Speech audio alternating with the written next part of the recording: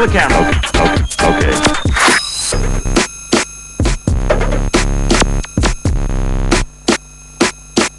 Scene 1, take 1.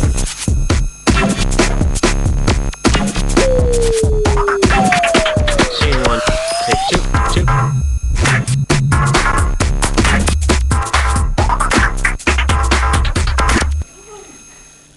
Kia ora. Welcome to Random News. I'm Jim. And I'm Bob. In today's story, a new crime wave is sweeping the country in the form of woolen graffiti. Scientists have invented an invisibility cloak. We helped them find it, and the latest in weather around the country. But first, a story that will turn your world upside down.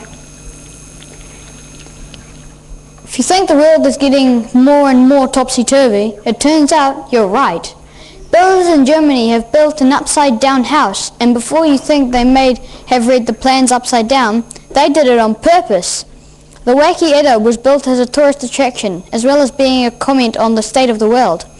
The house is 23 feet tall and rests on its roof, and has steel beams in the attic. Inside the house there are beds screwed onto the ceiling, upside-down wardrobes, an upside-down kitchen, and even an upturned bathroom, though it's not known if anyone has tried to have a bath in it, or go to the toilet. Normally a house like this would take 3 weeks to build. This one took over 4 months because workers kept getting confused by the strange angles of the walls.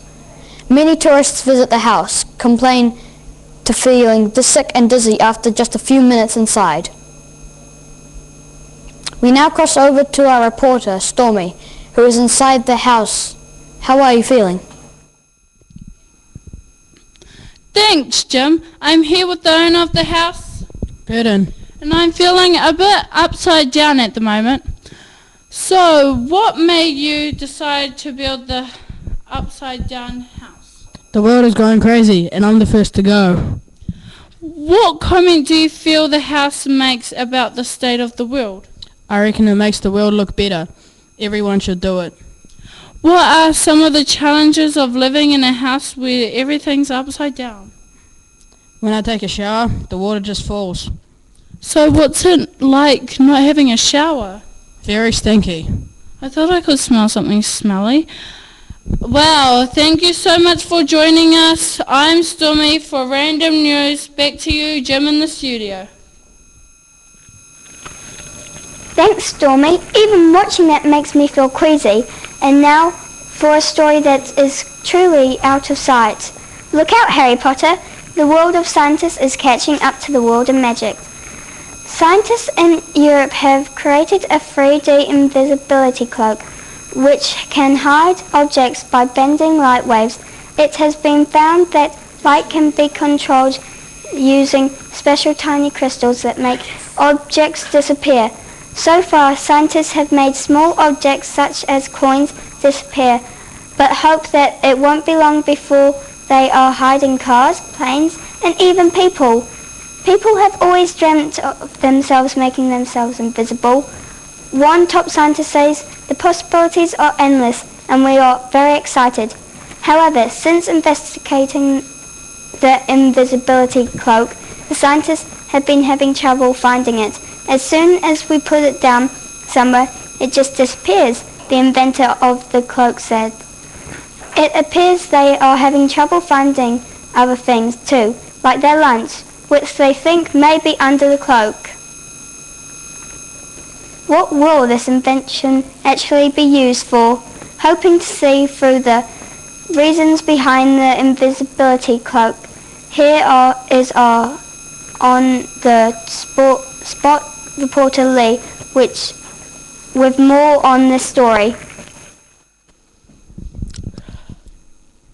Hello, I'm Leela, and with me is Queenie, one of the scientists behind the invisibility cloak. Hi Queenie, and thank you for joining us today. Why did you want to invent the invisibility cloak? I like to scare people and be invisible so nobody can see me. Can you show me how the invisibility cloak works? Okay.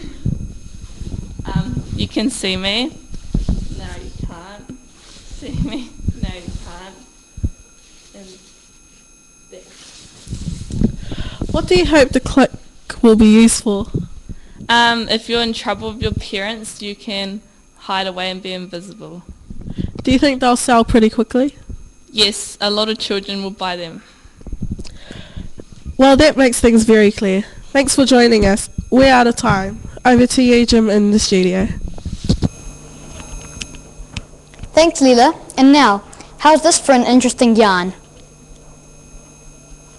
A new wave of graffiti crime is covering the country, thanks to an underground gang known as the Midnight Knitters. These wall-waving criminals are covering trees, branches and lampposts with small jerseys and scarves under the cover of darkness. Police say the knitting activity of the gang are illegal because their woolly crimes are being done on public property without permission. The popularity of woolen graffiti is growing, and more public objects are being wrapped up every night. But the problem is growing, police say, and warn that if the Midnight Knitters aren't caught soon, every tree, lamppost and traffic light in the country will be warmly dressed against the cold. The problem is spinning out of control. They're a close-knit group of dyed-in-the-wool criminals who are stitched together a case but is not seamless. There is no real pattern to the crimes, and police spokesman said today. So far, the criminal knitters have escaped arrest and continue to pull wool over the eyes of both the public and the police. We go now to a secret location with our investigative reporter Vine, who has an exclusive interview with one of the Midnight Knitters gang. Thanks, Jim. I'm Vine, and joining me in this top secret location is two members of the Midnight Knitters. Hello. Jim. Oh, she don't talk very much. Hardly at all. Okay. What's her name? Millie. Yeah, I'm gonna ask you a couple of questions today, okay? What led you into the dark underworld of knitted graffiti? Well, my father did it, and his father did it, and his grandfather did it. So I'm just carrying on the tradition. Oh, she doesn't talk at all. Remember? So I could possibly translate something. Oh, her friends got her into it. Okay. Do you see yourself as a criminal? No, I just see myself as making the world warm and fuzzy. Why? Just your thing? Yeah, it's just my thing. Okay. No. Apart from trees, lampposts, and traffic lights, what else would you like to graffiti with your woolens? Trash cans and pretty much anything else that's left outside. Cars. Have you ever graffitied John Key's car? Yes! Take that, Mr. Key! Will you get caught? No. Thanks for your time, guys. Now we will go over to Taylor with the weather updates.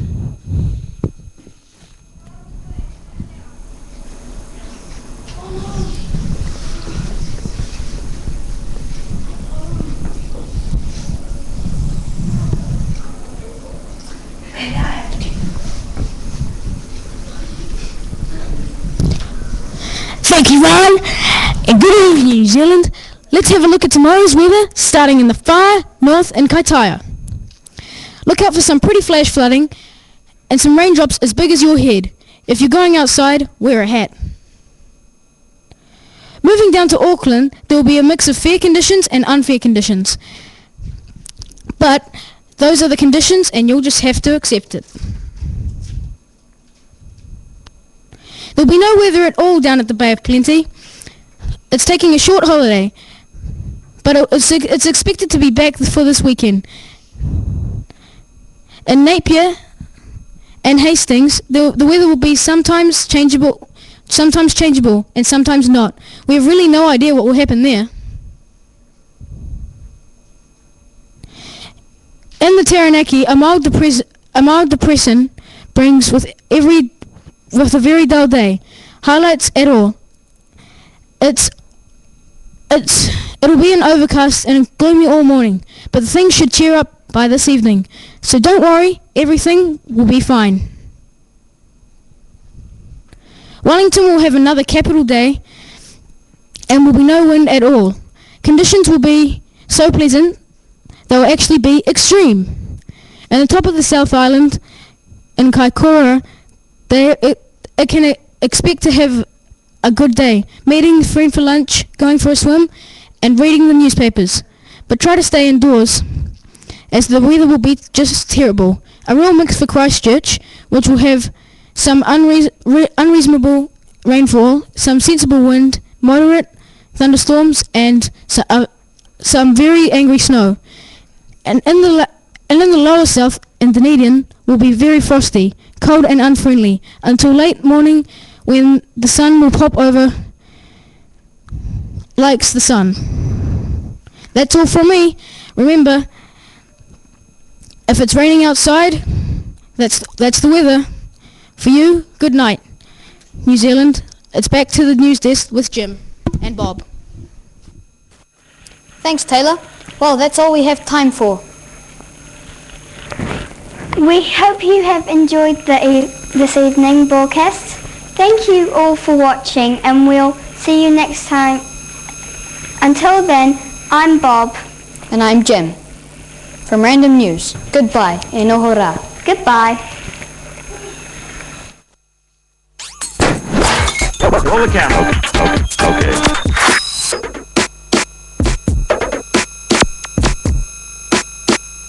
Good evening, ladies and gentlemen. Tonight we feature an interview with a very peculiar-looking gentleman. Scene 1, take 1.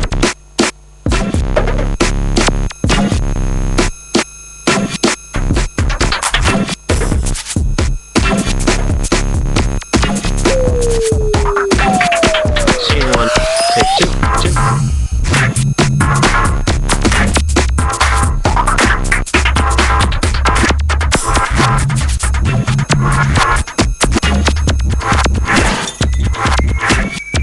Take 2.